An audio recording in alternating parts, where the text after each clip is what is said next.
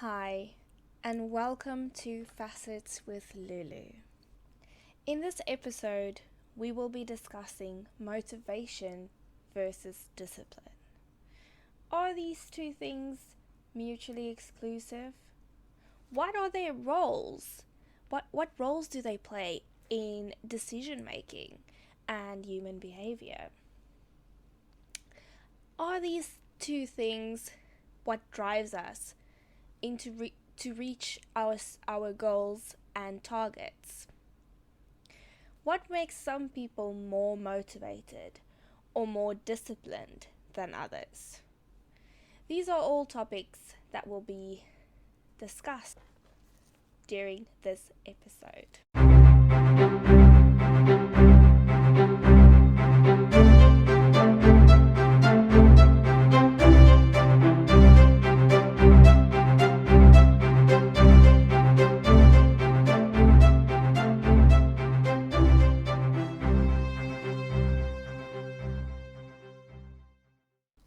In today's culture, we confuse motivation and discipline.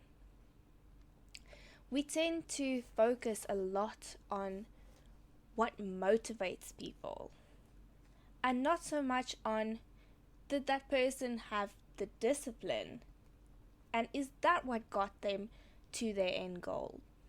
It is important to consider what drives a person. And it is also important to understand what these two subjects mean in their own right. So what does it mean to be motivated? We often associate motivation with how we feel. For example, we'll use motivation in the sentence, I feel motivated to do this certain task. I feel motivated to go to the gym. So we often associate motivation with a sense of how we feel. Motivation is also often associated with things we want to do. So things we are passionate about requires less convincing to do as opposed to something that we are not passionate about. This is also how motivation influences us to do certain things. In a study looking at effects of dopamine and serotonin signaling in motivation, they found that specific aspects of motivation-related behavior are regulated by cellular and synaptic mechanisms in specific brain regions. What this means is that certain areas in our brain are responsible for contributing to motivation, to what we know today as motivation. They also found in recent clinical studies that subjects with depressive symptoms show impaired transient and sustained signaling. This means that there is a lack of effective signaling in the brains of people with depressive symptoms. So they may not have the same levels of serotonin and dopamine signaling present in their brains. A lack of these two can cause things such as low mood as well as a lack of motivation. Something we also need to consider is that motivation is more than just a feeling. Motivation is driven by dopamine and serotonin neurons in the brain. They also found that these dopamine and serotonin neurons in the midbrain alter their pattern according to various factors, such as internal or external stimuli, reward and punishment learning, incentive processing, decision making, and goal-oriented behavior. This is an indication that motivation is quite an intrinsic state. And this can be seen in a study where they looked at intrinsic motivation, where a certain group of people was rewarded for their behavior and the other group was not rewarded. In the group where they rewarded the people for their a certain behavior, they were more motivated to improve in the next round of testing, as opposed to the people in the control group which were not rewarded for certain behaviors. They were less motivated to perform better in the second round of tasks. So this shows us that even though motivation can be influenced from external stimuli, it is still very intrinsic by nature. This is proven by the fact that dopamine and serotonin neurons alter their patterns accordingly. So now that we've kind of looked at motivation, I think it's time to look a bit at discipline. So, what does it mean to be disciplined? It is a word that is very commonly used, especially in fitness, in business, in so many aspects of life. We always hear that if you aren't disciplined, you'll struggle to get anywhere. Discipline is more action-based. Discipline is also a decision we make. In a study on the effects of martial arts in adults on attentional networks, they found that there is an improvement in alert attentional networks in adults who compete or partake in martial arts, as opposed to adults who only partake in other fitness activities such as gym, football, etc. In the study, they made use of the ANT test, the attentional network test, which tests the attentional network of participants.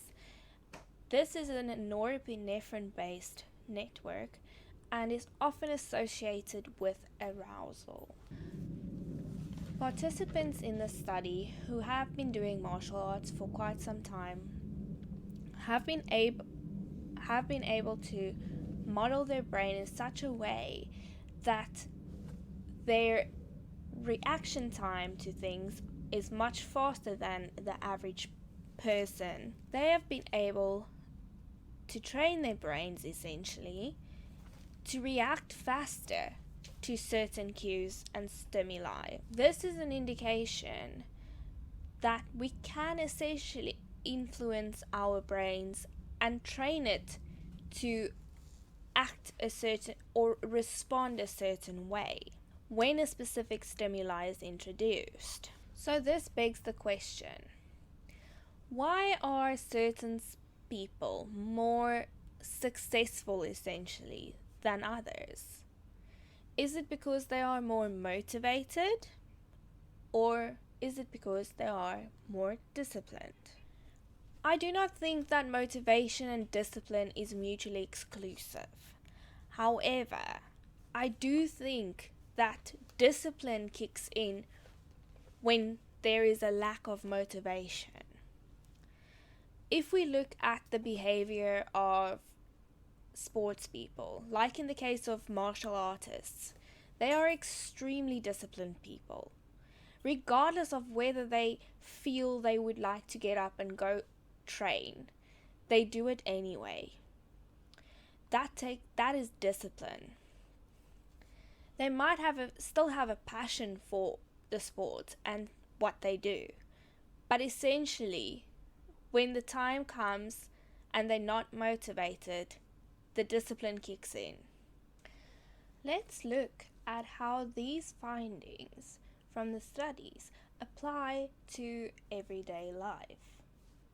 So in our example with the sports people, we looked at how the discipline kicks in when they don't necessarily have the motivation to show up for practice.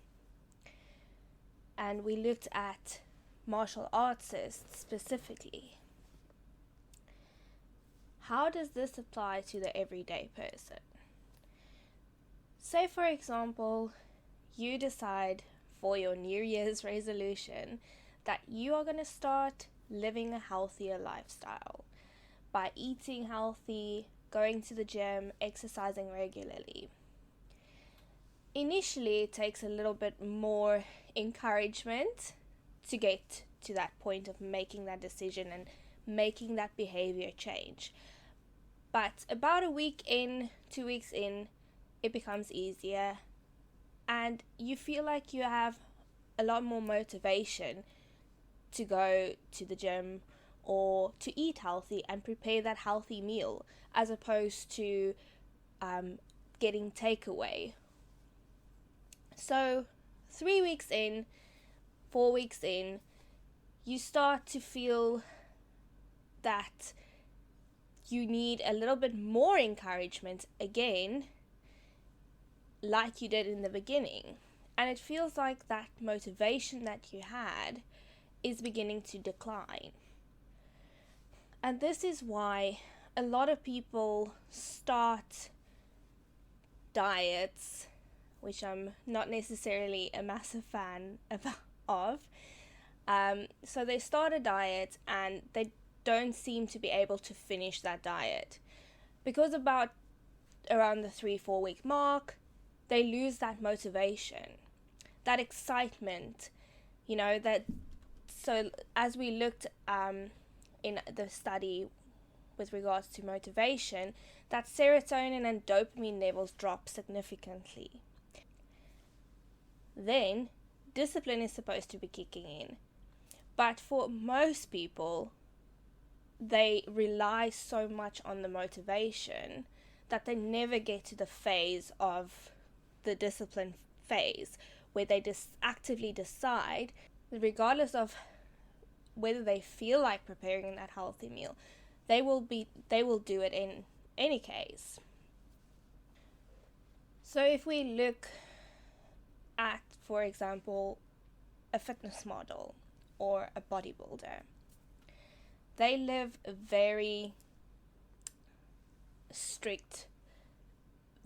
by a very strict lifestyle. If you look at their diet, they will weigh out every single food that they are consuming. They will weigh out their proteins and carbs and measure everything and eat the same thing, eat bland kind of food, not necessarily because that's what they choose to do, but that is what needs to be done to achieve the goal that they set for themselves. They also follow very strict training routines. They will get up in the morning very early, probably before work. They will go to the gym in the morning and probably again in the evening. So they will probably train about twice a day. So this is because they want to achieve a certain goal. And they know that to achieve that goal, they need to be very, very strict and disciplined.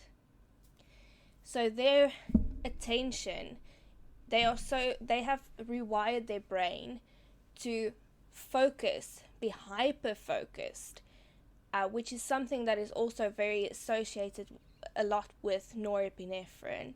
and sometimes noradrenaline, and they tend to be like hyper focused constantly, so that they are constantly just putting their goal in front of them and focusing on that, so that they can be disciplined to get to that certain goal.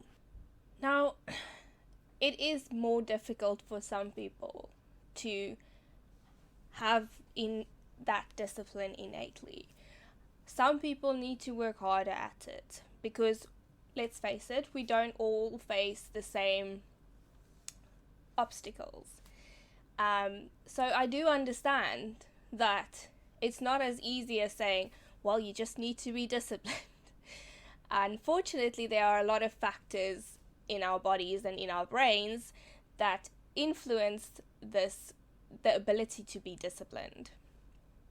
As we mentioned with the motivation, if you have low mood, low levels of serotonin and dopamine, it can be a little bit more difficult to attain that discipline and, maintain that kind of lifestyle if you're choosing to live a healthy and fit lifestyle. But that doesn't mean that it is unattainable. So instead of trying to eat the elephant in one go, I think how to approach the subject would be to take it one bite at a time. We all know that saying. It's a very well-known saying, and it rings very true. If we want to be more disciplined, I think the way to go about it is just starting small. Starting with a small thing. Jordan Peterson, in his book 12 Rules for Life, says, make your bed every morning. It sounds very silly, but that's discipline. Getting up in the morning and choosing to make your bed takes discipline. We don't want to make our bed. Why should we make our bed? But you choose to make your bed. So if you try and just make small changes like that, instead of maybe going out for dinner and ordering a fizzy drink, order a water. That's discipline. You are actively making a choice. Discipline is a very conscious-minded thing. And it is important to try and actively think about your decisions, as opposed to just letting the subconscious mind take over and relying on your emotions and feelings. So next time you are facing a crossroads, whether it be a fitness-related decision, a health-related decision, a business-related decision, I advise you to take 10 seconds. Count to 10 and actively think about what you are making a decision about. And then try and choose the disciplined decision. Try and make the disciplined decision as opposed to the motivated decision. So, I think it is important to place more emphasis on discipline as opposed to motivation, because I feel like discipline can take you that much further. If we put the focus on discipline to get to our goals, we will be more likely to succeed and achieve our goals, as opposed to putting the emphasis on motivation. I will leave the studies that I have referenced in the comments below, as well as the 12 Rules for Life by Jordan Peterson. I'll just put it in the comments below or in the description below for you guys to have a look at if you so please. I hope you guys enjoyed this episode. If you did, I'd appreciate a like. Let me know what your thoughts are in the comments below. Don't forget to subscribe and hit the notification bell to be notified when my next episode will be released. Until next time.